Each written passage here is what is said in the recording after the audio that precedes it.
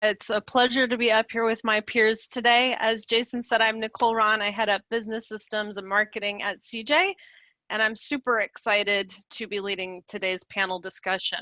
So what we'll be doing is answering a lot of the questions that many of you submitted over the last several weeks.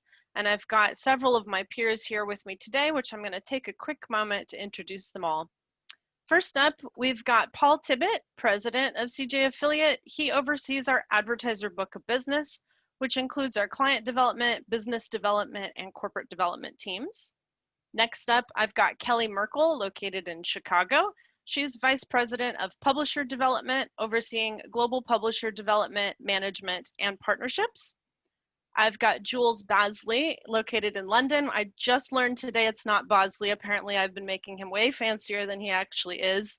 He's regional vice president overseeing our UK and Spain businesses.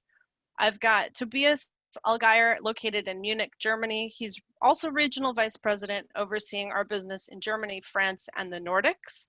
And then last but not least, we have Desiree Toto, Senior Vice President of our Product Development and Operations team, and this encompasses our client integrations teams, client support teams, and our product development teams. So without wasting any time, my first question is really geared towards helping our audience get to know each of our leaders a little bit better. And I know a lot of us have spent a lot of time together, and I've been pleasantly surprised with some of your answers to this next question. So the question I have for you is, what COVID hobby have you picked up? I can say my team knows me really well. I've gotten into collecting rare plants. I've got a variegated monstera for those planty folks who might be on the phone right behind me. But Paul, why don't you kick us off on this one? Well, I'm close to you there. The picture's pretty apropos for me as well. I was one of those people that needed to get out of the house. We were locked down pretty early here in Boston and was looking for something to do to get away from the fracas that goes on in my house with 3 kids, 2 dogs, and a wife. So I took to my garden and lawn and so forth, even bought myself, my big COVID purchase was a John Deere lawn tractor, which is pretty exciting and is now my pride and joy. So I spent a lot of time outside. Very cool. I should have gotten a photo of that for this. Still waiting for the video. Yes. All right, Kelly, why don't you go next? Yeah, hi. You know, I kind of picked up on the adopt a dog trend. So I got a dog in June. So now I've been spending my at home COVID time trying to train her. I'm not very good at it, so we're still working. She's super cute though. I enjoy her chats on our calls. Yeah. Jules, how about you? Hi guys. So for me, we've had an amazing summer over here in the UK, and my family and I, we bought a canoe. So we've done a lot of canoeing. We also have a dog who we like to dress up as a shark who comes swimming alongside of the boat as well. So it's all been outdoors activities for us as well. Awesome. And Tobias? I mean, having 2 kids at home, I got some decent skills working as a part-time teacher over the last 6 months. So that was quite exciting. Yeah, I think a lot of us are in that boat. I know, Desiree, you are. How about you? So a little bit of everything. I adopted a dog. I did a lot of planting, but I don't know if this is a hobby, but being a mom of 2 kids that are remote learning, my new hobby is getting an adult beverage every night and going in the mirror and counting all the new grays I'm getting from the remote learning aspect. So that's my big thing. Definitely can't see them from here. You look great. All right, well, thank you guys. I appreciate you sharing. It's nice to get to know you a little bit better. This first client submitted question I'm going to kick us off with, we actually received a few around this topic. The advertiser side, we got the decisions that CJ are making feel very pro-publisher, but on the flip side, we've also heard from quite a few publishers that say that CJ feels very pro-advertisers. So I'm going to put this to the group and ask, which are we? Are we pro-advertiser or are we pro-publisher? Paul, I'd love for you to start us off. Sure, happy to. We're pro-channel and ultimately pro-consumer. One of the values of the network is that we treat parties equally because that's the best way to ensure everybody succeeds. One of the best parts about affiliate and something that drew me to the industry immediately is that you do have this, sort of alignment of goals across publisher, advertiser, network where we're all striving towards the same outcome. And if we achieve that outcome, we all do well. And if we don't, none of us do well. And so I think it's good that we hear this kind of, in a way, question or criticism from both sides, because hopefully it means that we're balancing the needs of both. Affiliate provides a tremendous value, but we are treated differently than other channels, let's face it. And so at CJ, we believe in providing solutions that create transparency so that both sides can make informed decisions about the best ways to work together in achieving those mutual outcomes. So while a decision that we make or decisions that we make may feel one-sided to you in a moment, rest assured that we are coming from an orientation that is trying to set the entire channel up for success. And so we think about all parties when we make decisions about products, about technology, about data sciences, et cetera, across everything that we do. And there are strong voices representing each stakeholder in those meetings, including the feedback we get directly from you. Awesome. Kelly, I'd love to hear your perspective on Yeah. this one. I think, you know, continuing what Paul was talking about being pro channel and pro consumer, I think you also see that from the solutions and the thought leadership that we've put in the space in the last couple of years. So, you know, talking specifically about our incrementality study, you know, that's something that impacts us as an industry. Also our affiliate customer journey, you know, really helping to answer some of those questions about what is the value of the multi-touch, multiple publishers in my journey, and how do I optimize programs around that. But I would also say that, you know, we carry this down to the DNA of the way that we have our teams set up. When you're looking at how our pub dev teams and our client dev teams are set up, they're there to help along, you know, publishers along any vertical, any life cycle. Same thing on the advertiser side, no matter the level of service that they need or are looking for, or the vertical that they're in, we have a team that can help. And we're making sure that we've got that level of strategy and support built into the structure of our company. So that we aren't pro publisher, we aren't pro advertiser, that we are developing both sides of the business. Great. And Tobias, can you add anything from a European perspective on this? Yeah, sure. I mean, from a European perspective, we hear quite often from publishers that our standards around publisher quality seems to be quite high. And in the long run, I would see this as a pro for advertisers and publishers.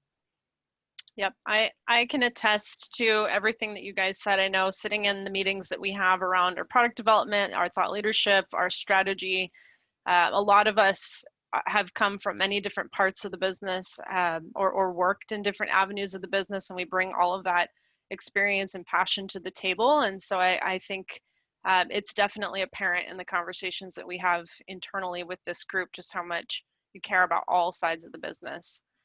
So thanks for that. I'm going to head us into the next question, and this one we got from a publisher.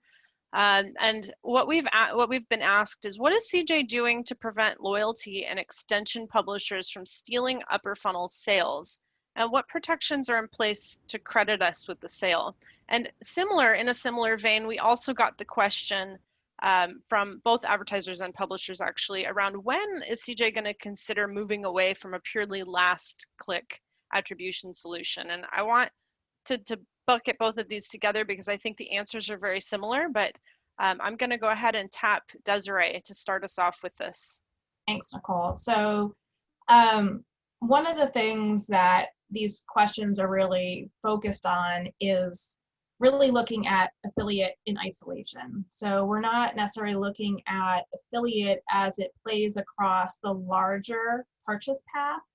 And when we're looking at credit, we're just minimizing the impact of the value of affiliate and continuing to create scrutiny of the channel as a last click only channel. And we know that's not the case.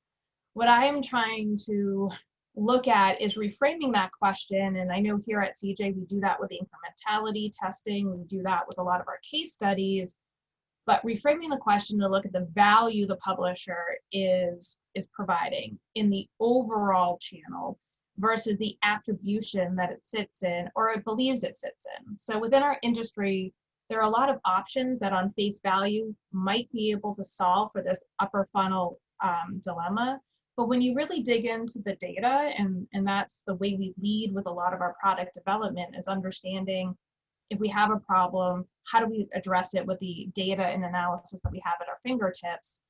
But content and upper funnel publishers, if we were to do something like a fractional commissioning, still would not receive credit. And it's because typically their influence falls outside of the advertiser's referral window. So if you employed a strategy that included something like fractional commissioning, you wouldn't solve for that. And we're also just taking this thin slice of credit that affiliate gets and continuing to slice that across multiple different publishers versus taking a more broader view and saying, how is affiliate impacting all the purchase paths across the entire marketing mix? And that's the question that at CJ we're developing and we're pushing into our solutions that we have today. So do I think we're going to move away from last click attribution, or do I think it's going to go away? No, because many advertisers are still relying on this for cross-channel credit within their analytics systems for budgeting purposes. Do I think last click compensation is going to go away? Yes. And CJ has solutions today that can solve for this. And again, this isn't endorsing a solution like fractional commissioning, where we're just, again, slicing that perceived value even thinner. It's really exposing how affiliate is adding value to the purchase journey in the totality, in the broader influence. We want to use data to create different models for the right value and goals our clients are trying to achieve, especially when you look at the upper funnel influence. Our clients are using these publisher models to introduce their brand to new consumers or re-engage consumers or reintroduce them. And optimizing that takes a different type of compensation model. So today we offer and employ solutions that will allow you to drive strategies focusing on upper funnel using media placements that are still tied to performance. This enables the publisher to create the campaigns that they need to expose the brand, receive compensation for this exposure, in addition to then seeing the performance through the traffic and the sales of the campaign. So this way we're ensuring that the content and upper funnel publisher is getting credit for the influence that they're doing outside of the cookie window. And it's not an arbitrary approach. We're using data that we've seen in our network and through our programs and case studies to truly make these strategies and recommendations so we can optimize those purchase paths. And I'll chime in here too. This is a great question. I mean, this is something that we all grapple with and see. I want to really directly address, the idea that loyalty and extension publishers are stealing sales at the end of a journey. We really don't see that happening at scale. When you're looking at some of the numbers that we have, we're going to be releasing a white paper on our affiliate customer journey. And 83% of the time when a publisher is commissioned, they are the only publisher in that journey. So that's a pretty big percentage. But honestly, we want to get to the point where that number doesn't matter. All the things that Des talked about of assigning value and utilizing that to direct compensation and incentive to publishers is really where we want to get.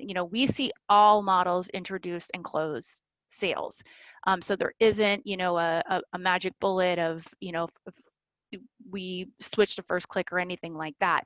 We really want to dig in deeper to really unlock the value and see, at what point and which publishers are really influencing that final sale and the audiences that the advertisers are looking for. And we see that. So when we do have situations where there's multiple publishers in a journey, we see something, AOV will increase something like 11 to 26%. That's also going to be in our ACJ white paper. So there's value in having multiple touch points while those consumers are considering a purchase. And we want to do everything we can to influence that sale, regardless of who the last click is. We are really working with our teams and our strategies that we're providing, providing to be able to, direct our clients down this road too. We have a really great example of, an advertiser that was investing with some media, with a publisher, but weren't seeing the return when we were looking at a last click attribution measurement. And we were able to use affiliate customer journey data to show a very direct correlation of this, whenever there's an investment with this particular publisher in the space, we see a spike in conversions. They were just happening to convert through other channels and other publishers. So we're able to use that data to show we need to look at a different way to value that relationship and to compensate that relationship. And we're able to prove that we need to continue investing in that partnership because of the value that was shown by uncovering those touch points. And I think that's really valuable. It's really powerful to be able to look at the data that way and not feel really restricted by this, last click attribution or my sales are getting stolen, that we can kind of, rise above that and beyond that and put these strategies in place to align the value. And I think what Kelly's highlighting here is like the value-based compensation. And that's something that we've been working on through our situational commissioning product. So this is something that we've had in place, we continue to nurture, but the fundamentals of situational commissioning is focusing on that value-based compensation. So you're setting the criteria for the campaign and the program, providing complete transparency in the platform so all publishers understand where those goalposts are, and advertisers now have a way to programmatically manage that value-based commissioning. So there's continued and natural evolution in this to reward publishers for the positive consumer behaviors, moving them through that consumer path, right, to the point of conversion. And you're going to start seeing more and more products coming out of the situational commissioning or additional features that we're doing to help demonstrate that. So you have all these different levers to be able to use on top of the things that we have today. We talked about media buys. We talked about, being able to create different data modeling to make sure your compensations are accurate and relevant to the value that's being driven. But you need a programmatic way to be able to measure that and have there be a goalpost so everyone knows what we're working towards. And that's what situational commissioning brings. Thanks, guys. Yeah, and I can say, as a marketer who just happens to market affiliate marketing, I can definitely speak to the fact that it's very easy to get stuck on a handful of KPIs and use those as your benchmark for how you measure success. But it's really important to step back and take a look at the totality of what's occurring so that you can understand, like, are these measurements that I'm using actually the right KPIs to understand total value? And so I think that that's something that, we can't lose sight of as we run our daily programs is this person driving long-term value and I'm simply missing it because I'm looking at one metric. And so I think in light of what you guys said and really heavily leaning on data, using the right data is part of that conversation as well. So thank you guys for sharing that. I appreciate it. I'm going to keep us moving in the essence of time. And this next question that we got is from an advertiser. What measures does CJ have in place to ensure proper sub-affiliate network control? And Kelly, I'll have you kick us off on this one. Yeah, thanks, Nicole.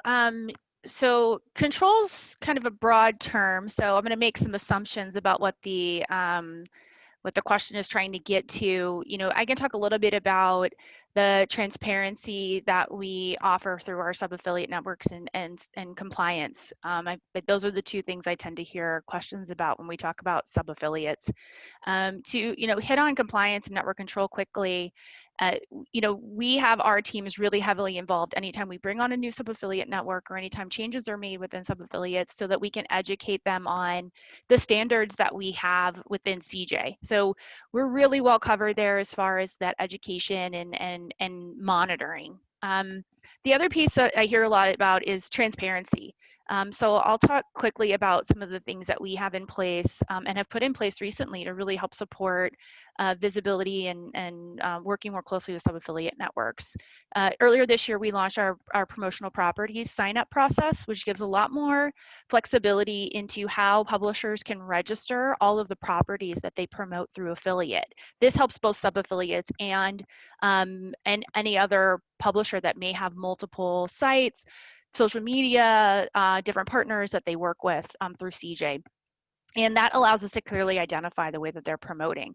As a piece of that, we're also allowing some, or we have a tool now for bulk uploading of websites, a bulk uploading of promotional properties, so that if we have a large sub-affiliate network, it's much, much easier for them to very easily load and make all of their PIDs transparent within CJ. And that's something that we, we do require for any new signups. And the extension of that is then how do you work more closely with those sites at a PID level is our ability to commission at a website level now. That is supporting our sitcom solution, as well as just standard commissioning, so that you can develop really strong one-on-one relationships with the network and with those partner sites.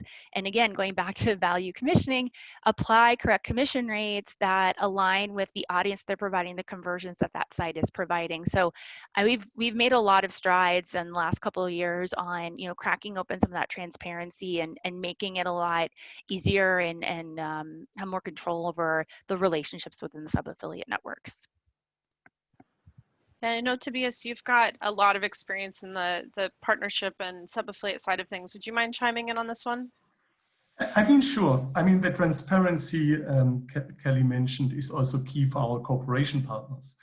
Like sub-affiliate networks, these partners are expanding our published reach in specific regions like Eastern Europe or the Middle East, but in addition also provide this local expertise for advertisers in these regions. The goal for CJ from a publisher point of view is the same like with any type of publishers. We want to be as transparent as possible with the same level of quality across all these type of publishers. Great. Thanks, guys. Appreciate that.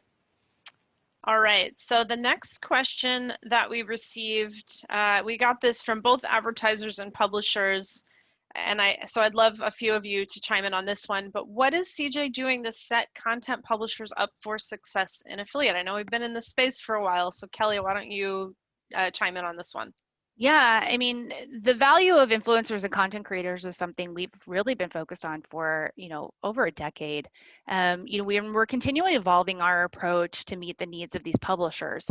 I talked a little bit earlier about how we set up our pub dev teams to support clients regardless of where they are in their life cycle. So we have an onboarding team that's focused on helping these new influencers, new sites, new content creators come onto the network, educate them on affiliate, educate them on CJ, get their site monetized, get them revenue active. And that team is really focused on that ramp and getting those publishers up and running and going within affiliate.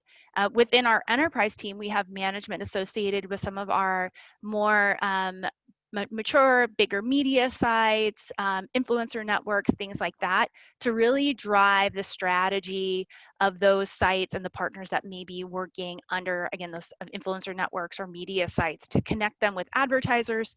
And again, revenue growth is the name of the game, right? That's what we're all here for.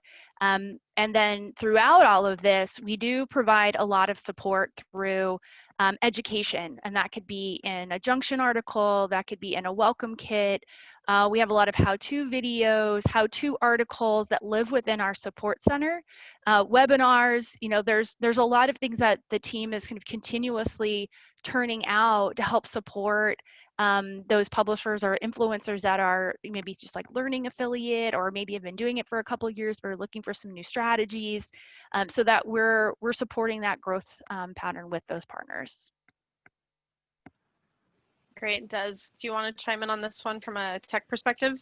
Sure. So, we're not new to this. We've been cultivating relationships and growing these partnerships for over a decade, as well as investing in our technology to adapt our solutions to meet these types of publishers. So we have the Content Certified Network that was a way for us to scale and give access to these content publishers within our network.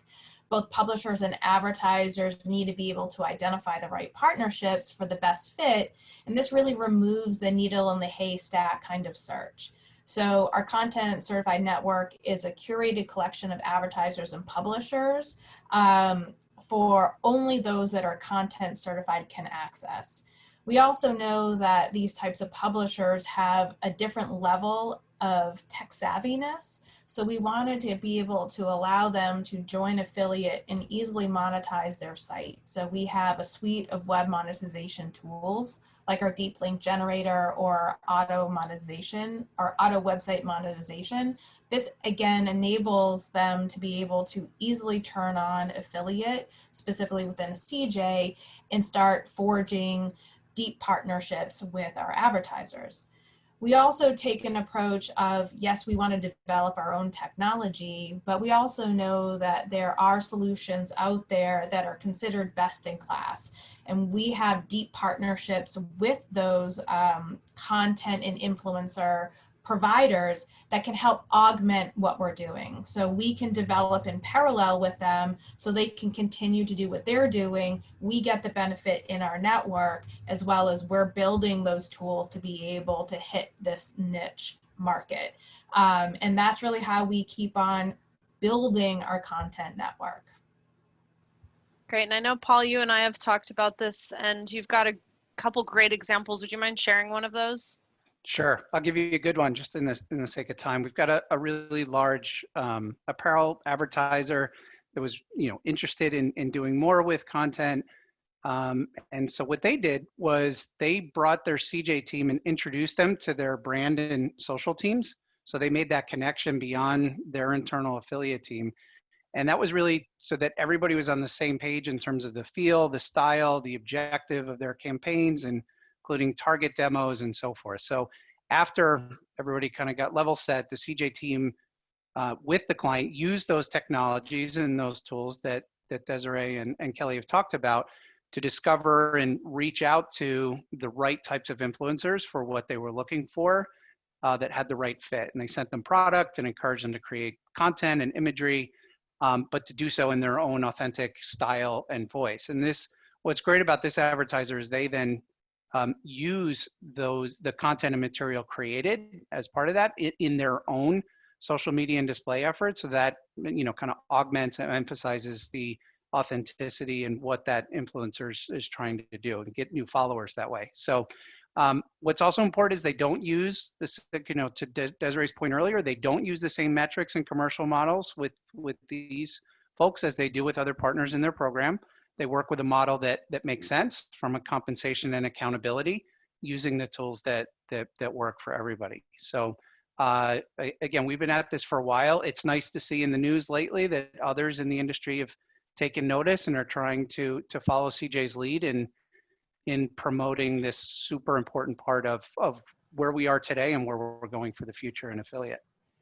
Thanks for sharing that. Yeah, I can say also from the marketing side of things, it's really important to not only think about the performance marketing team, but also make sure that you're trying to get in with the PR and social teams, as they have a different set of goals that can be largely supported by this effort. And the type of visibility that affiliate provides from a metrics perspective is extremely useful and something that's not always available in these types of activities. So don't be afraid to tap some of the other departments in your company and fill them in on what's available here, because I think that it lends a lot that those teams might not even be aware exists today. So great stuff. All right, continuing on the theme of success in affiliate, we received this next question from an advertiser.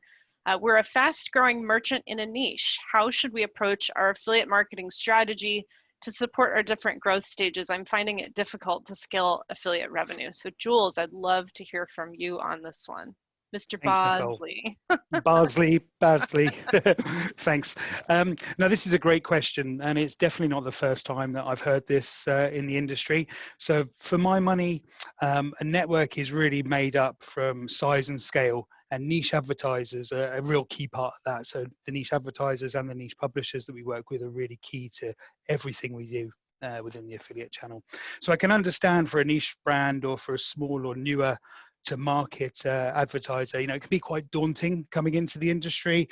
Gaining traction is obviously the key objective here, but it takes time, and people forget that it takes a lot of time sometimes to build meaningful relationships with your affiliates. So let's step back for a second. What do we know? Well, we know consumer needs are changing since COVID has changed the way that we all operate. We know that online has had a massive shift and it's increased. What we're seeing in the UK, across Europe, and I think globally as well, is niche and some local brands are really becoming more of a focus point for our advertisers, or sorry, for our publishers, and the publishers are really adapting to how they work to really deliver for them. So there's definitely an opportunity in affiliate marketing. We know that's the case. Our data shows that it's the right type of activity that's happening. We see substantially increased conversion rates from affiliates. We see AOVs that are higher. We see a much higher frequency of purchase from the affiliate channel, which is great. So my first thing and my main point to this advertiser would really be keep at it. You're going in the right direction. You definitely made the right choice getting into affiliate marketing, and I think it's really important to keep moving. There's 2 or 3 extra pieces worth calling out. So the first is make sure you've really set out milestones and objectives that are realistic and make sense. I think, it's easy to get lost in the ether, but really make sure that's in place. Take advantage of the resources that we have on CJ. I think Kelly referenced them earlier, but, we have webinars, we have trainings, we have all kinds of education that would really help any niche or new advertisers coming on board. And then last, but by no means least, make sure you're investing in building those relationships. We know once relationships with publishers are in place, they tend to be long-term and they tend to be very valuable. Right? So definitely keep those 3 things in mind. There's definitely not a magic wand or a secret tap or anything like that when it comes to affiliate marketing. The key to success is absolutely around having a diverse pool of publishers that you work with to align to all the objectives that you have as a brand. So publisher diversity is key, and being able to find those publishers is key as well. Yeah, it's a great segue into Des, if you wouldn't mind talking about discovery and some of the other tools that we have to support this. Absolutely. So, we invest heavily in our partner discovery and management solutions, as well as campaign optimization and our insight suites. These are 3 key pillars that enable our clients to find, grow, and manage their programs effectively. So within discovery, right in the platform, we allow you to find the right publishers or advertiser relationships to grow your program. So it's right there at your fingertips to really start expanding your publisher base. Also, the management, we provide the ability for you to bring in, offers, products, or any other types of advertising assets that you want to provide to your partners, and also the ability to create enticing compensation models that drive your desired outcomes. And bringing that all together as our insight suite, our platform, delivers the analysis on your partner performance so you can easily identify where you need to be spending time optimizing. And one of the really great things that we have within our platform in our support center is we bring a little bit of, well, more than a little bit, but a lot of our expertise into our support center by offering trainings and learning modules to help you make the most of those partnerships. So you don't have to have CJ services to be able to get a CJ expert. We bring that all into the platform and share it with our client base. Great, thanks for that, Des. I really appreciate you guys sharing that. And I do think that, as Jules mentioned, it is a long-term relationship-based channel that provides a lot of really, critical third-party validation for businesses. And we see that growth really comes from new publisher recruitment and those sorts of activities, and really helps sets a program up for success. So echoing what both of them said, it's not a set it and forget it play. It's something that really needs some nurturing, but it pays off in the long run in a way that brands just can't do for themselves. So keep at it. I'm going to shift gears a little bit on this next question, and this is a great one that we got from an agency. Does CJ have plans to improve its cookieless tracking? What can advertisers do to remove the browser adjustment? Fees not tied to revenue make the platform appear much more expensive. I know we've had a lot of conversations around this one, so Desiree, I'd love to have you take this one. Love to. So I first want to start off with some context around the adjustments. we made the decision to offer transparency to both our clients and advertisers and publishers to ensure that we're keeping these partnerships whole. And we're not the only ones doing this within the industry. We might be the only ones that are providing that full transparency so everyone knows what's going on. But as it pertains to those adjustments, you know, these were because of recent browser disruptions, and those disruptions are not specific to CJ. They're not specific to affiliate. It's a disruption to the entire digital marketing channel. And mind you, it isn't just the browsers that play a role in this. We also have to look at the regulations. They're playing a significant piece in this as well. So not only are browsers making changes in their own decisions, we also have regulations across the different countries that are now making decisions on their own as well. And in some cases, those two are in conflict. So these changes are coming at a rate of 1 to 2 a quarter, and CJ has been keeping a pulse on these changes, and we have been proactively solving for these new disruptions. So as for improvements, we do have solutions available today to move away from those adjustments. And our solutions range from a very simple change to your current integration to solve for today's known browser disruptions. But we also have best-in-class solutions that have the longevity as it's anticipating future disruptions that we have been anticipating. And we're looking at the trends that we're seeing from what Google's putting out there for Chrome, what the next Apple ITP thing's gonna happen. And that best-in-class solution is really taking the heavy burden off of our clients' development resources and allowing us to take that on for them. We're not only focused on the advertiser side of the tracking equation, we're also focused on the publisher side. So when you look at the journey, it starts from the click on the publisher site all the way to the conversion on the advertiser's page. And we're looking at that journey holistically and ensuring that we can track all of those different touch points successfully in this new world. So if you want to learn more about what we're doing, join the tracking session immediately following this, led by Angela Ballard. Great. Go for it, Joel. Yeah, I was going to jump in on that. I want to echo everything Des just said. I think there's some really good points in there. I always find it fascinating and quite exciting that as an industry, we're always being challenged around transparency, around incrementality, you know, and as Des mentioned, there's a whole bunch of challenges that are industry-wide when it comes to things like Apple ITP and so forth. So I always like to take a moment to step back and just remember that we're by far the most cost-effective marketing channel out there. And it's sometimes easy to lose sight of that when we're discussing this.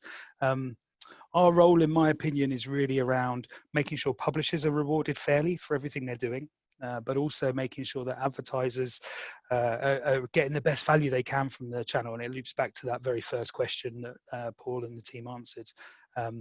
I think we've come really far as a brand and as a company. So our product innovation is second to none when we look at our tracking APIs and our server-to-server universal tags that we're just launching and how we've dealt with cookieless tracking up until now.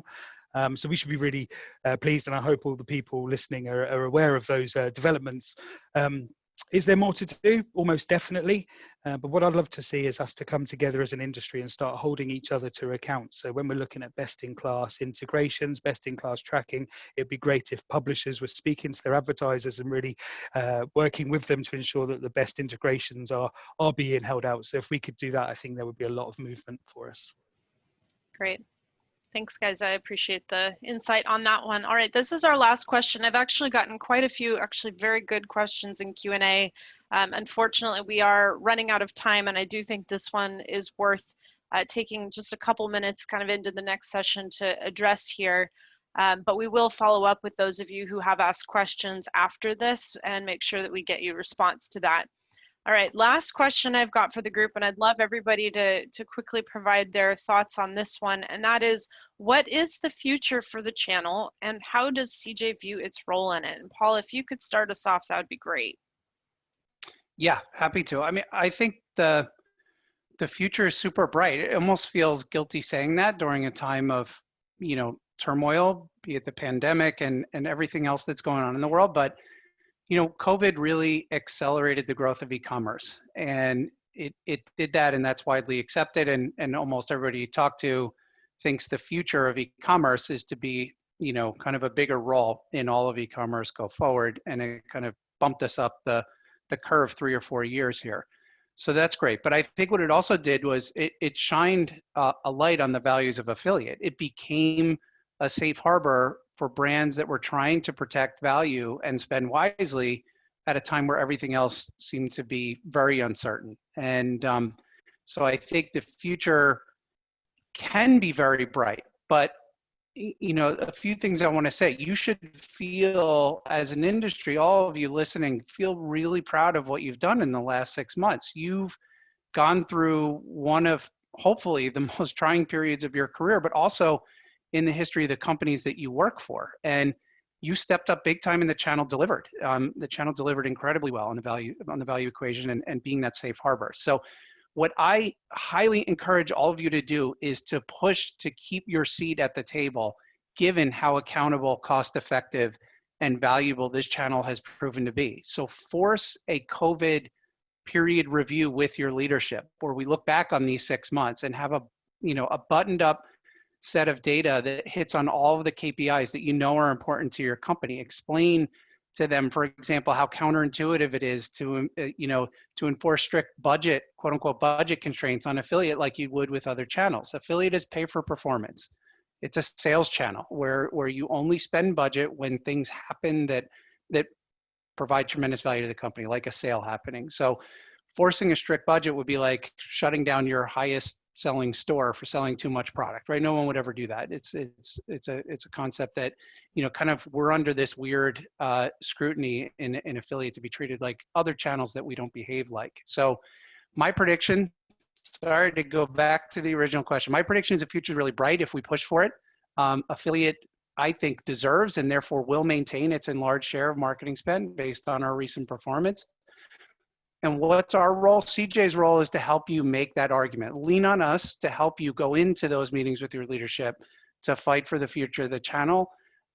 This is why CJ's created the ability to honestly measure incrementality, so tap us for that. And we stand aligned with you to make that future reality. I see great things for the industry, and that's our role. Great, thank you. That's awesome. And Jules, I'd love to hear your thoughts on this one. So I definitely agree with everything Paul just said there. I think from a European perspective, global is the future. We're seeing more and more expansion internationally into new markets. If COVID taught us anything, it's really that consumers are evolving all the time, and that digital marketing, or digital generally, has no borders at all. So jumping back to the niche question earlier, a lot of the advertisers in the UK and Europe and beyond, we're really seeing them see more and more transactions from international markets, more from cross-border, and publishers are becoming more global as well, which is really exciting. So I think what we're seeing right now is the tip of the iceberg. I genuinely do. The amount of innovation that we're seeing coming from advertisers and publishers alike right now means that that's going to expand further, but it's all about global. Great. Tobias, do you have anything to add to that?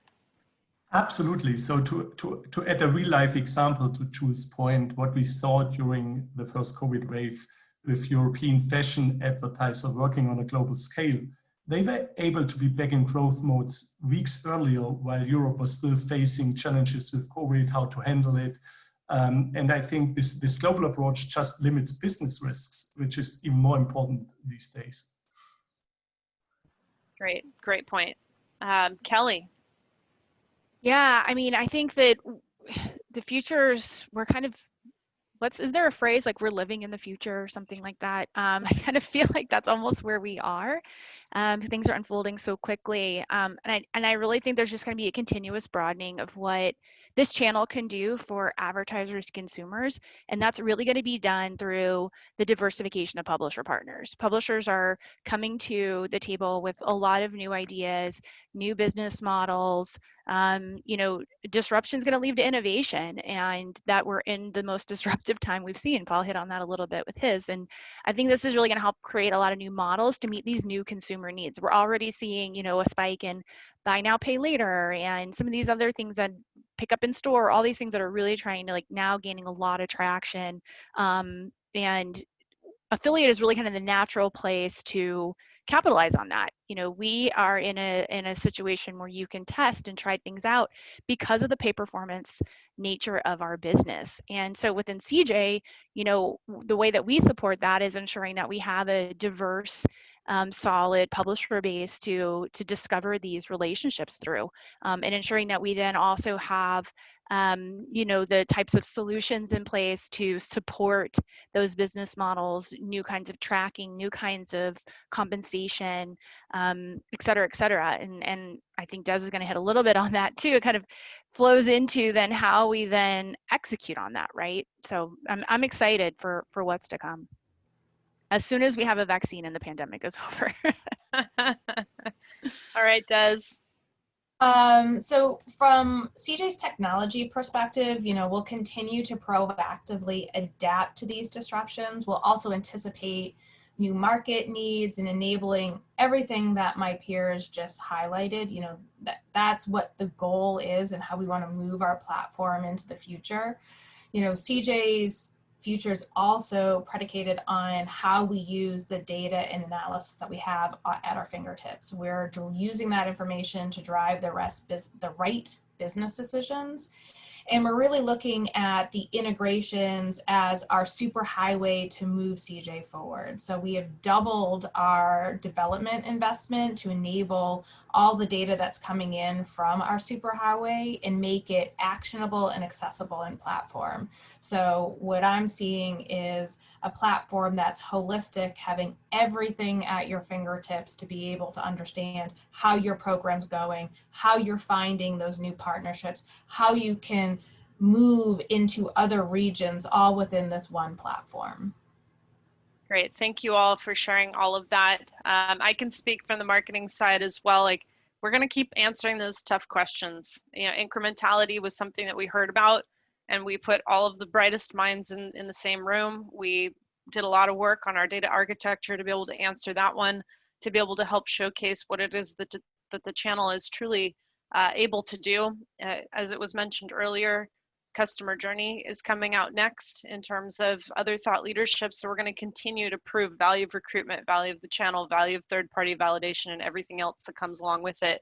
And I think it's also important to note that innovation is really fueled by diverse POVs. That's why the ones that we have on this call are so valuable. It's why we've hired the brightest minds in the business.